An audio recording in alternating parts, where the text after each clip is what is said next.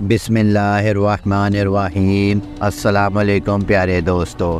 بیان کیا جاتا ہے کہ حضرت حذیفہ بن یمان رضی اللہ تعالیٰ عنہ سے ایک شخص نے جو کوفے کے رہنے والا تھا کہا کہ اے ابو عبداللہ، تم بڑے خوش نصیب ہو کہ تم نے رسول اللہ صلی اللہ علیہ وآلہ وسلم کو دیکھا ہے اور ان کی مجلس میں بیٹھا کرتے تھے، تو تم کیا کیا کیا کرتے تھے؟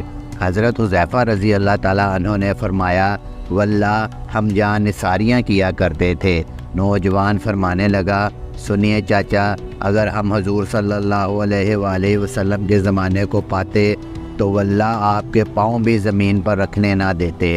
آپ رضی اللہ تعالیٰ عنہ نے فرمایا، بھتیجے لو ایک واقعہ سنو۔ جنگ خندق کے موقع پر رسول اللہ صلی اللہ علیہ وآلہ وسلم بڑی رات تک نماز پڑھتے رہے۔ فارغ ہو کر دریافت فرمایا کہ کیا کوئی ہے جو جا کر لشکر کفار کی خبر لائے؟ اللہ کے نبی صلی اللہ علیہ وآلہ وسلم یہ وعدہ کرتے ہیں کہ وہ جنت میں داخل ہوگا۔ کوئی کھڑا نہ ہوا کیونکہ خوف کی، بھوک کی، سردی کی انتہا تھی۔ پھر آپ صلی اللہ علیہ وآلہ وسلم دیر تک نماز پڑھتے رہے۔ پھر فرمایا، کوئی ہے جو جا کے یہ خبر لا دے کہ مخالفین نے کیا کیا؟ اللہ کے رسول اللہ صلی اللہ علیہ وآلہ وسلم اسے مطمئن کرتے ہیں کہ وہ ضرور واپس آئے گا، اور میری دعا ہے کہ اللہ تعالیٰ اسے جنت میں میرا رفیق کرے گا۔ اس بار بھی کوئی کھڑا نہ ہوا، اور کھڑا ہوتا بھی کیسے؟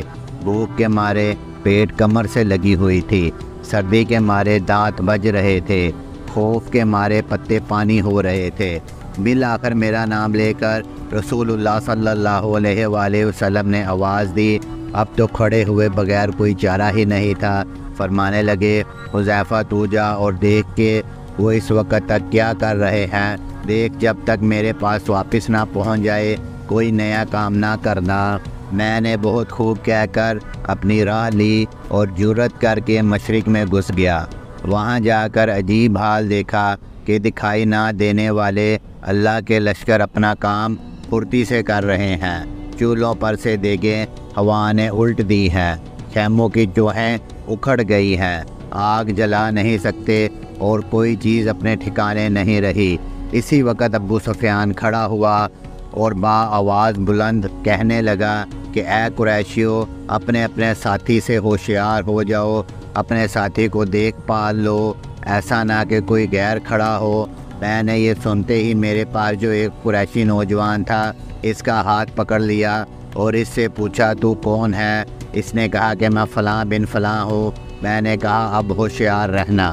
پھر ابو سفیان نے کہا، قریشیو، ہم اس وقت کسی ٹہلنے کی جگہ پر نہیں ہیں، ہمارے مویشی، ہمارے اونٹ ہلاک ہو رہے ہیں۔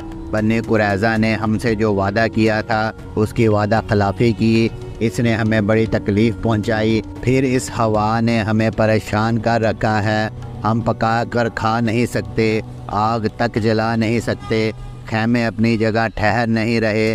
میں تو تنگ آ گیا ہوں اور میں نے تو ارادہ کر لیا ہے کہ واپس ہو جاؤں، بس میں تم سب کو حکم دیتا ہوں کہ واپس چلو۔ اتنا کہتے ہی اپنے اونٹ پر جو بندھا ہوا بیٹھا تھا چڑھ گیا اور اسے پاؤں مار کر وہ 3 پاؤں سے کھڑا ہو گیا۔ پھر اس کے پاؤں کھولا۔ اس وقت ایسا موقع تھا کہ میں ایک تیر ہی میں ابو سفیان کا کام تمام کر دیتا، لیکن رسول اللہ صلی اللہ علیہ وآلہ وسلم نے مجھ سے فرما دیا تھا کہ کوئی نیا کام نہ کرنا، اس لیے میں نے اپنے دل کو روک لیا۔ اب میں واپس لوٹا اور اپنے لشکر میں آ گیا۔ جب میں اپنے لشکر میں پہنچتا ہوں تو میں نے دیکھا کہ رسول اللہ صلی اللہ علیہ وآلہ وسلم ایک چادر کو لپیٹے ہوئے ہیں جو آپ کی کسی بیوی صاحبہ کی تھی، نماز میں مشغول ہے۔ آپ نے مجھے دیکھ کر اپنے پیروں کے درمیان بٹھا لیا اور چادر مجھے بھی اڑا دی، پھر رکوع و سجود کیا اور میں وہیں چادر اوڑے بیٹھا رہا۔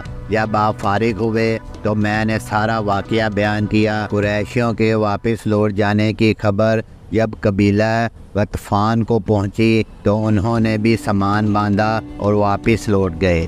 روایت میں ہے کہ حضرت حذیفہ رضی اللہ تعالیٰ عنہ فرماتے ہیں کہ جب میں چلا تو باوجود کڑاکے کی سردی کے قسم اللہ کی مجھے یہ محسوس ہوتا تھا کہ گویا میں کسی گرم حمام میں ہوں۔ اس میں بھی یہ کہ جب لشکر کفار میں پہنچا، اسی وقت ابو سفیان آگ سلکائے ہوئے تانپ رہا تھا۔ میں نے اسے دیکھ کر پہچان کر اپنا کمان چڑھا لیا اور وہ بالکل میرے سامنے ہی تھا۔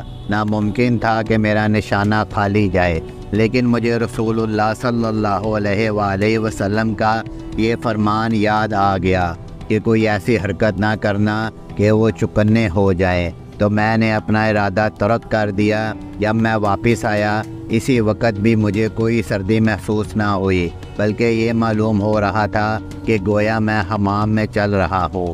ہاں، جب حضور صلی اللہ علیہ وآلہ وسلم کے پاس پہنچ گیا، بڑے زور کی سردی لگنے لگی اور میں کپ کپانے لگا، تو حضور صلی اللہ علیہ وآلہ وسلم نے اپنی چادر مجھ کو اڑا دی اور میں جب اوڑھ کر لیٹا تو مجھے نیند آ گئی اور صبح تک سویا رہا۔ پھر صبح خود رسول اللہ صلی اللہ علیہ وآلہ وسلم نے مجھے یہ کہہ کر جگایا، اے سونے والے بیدار ہو جا۔ اور روایت میں یہ بھی ہے کہ جب اس صحابی نے کہا کہ کاش ہم رسول اللہ صلی اللہ علیہ وآلہ وسلم کو دیکھتے اور آپ کے زمانے کو پاتے، تو حذیفہ رضی اللہ تعالیٰ عنہ نے کہا کہ کاش تم جیسا ایمان ہمیں بھی نصیب ہوتا کہ باوجود نہ دیکھنے کے پورا اور پختہ عقیدہ رکھتے۔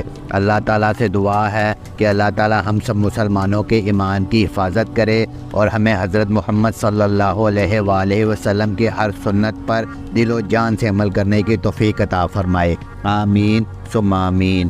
اگر آپ پیارے دوستوں کو ہماری ویڈیو اچھی لگی ہے تو ہماری ویڈیو کو لائک کریں، چینل کو لازمی سبسکرائب کریں تاکہ اس طرح کی انفارمیٹیو ویڈیو آپ کو بر وقت ملتی رہیں۔ ملتے ہیں اگلی ویڈیو میں، تب تک کے لیے اللہ حافظ، اللہ نگہبان، پاکستان زندہ باد۔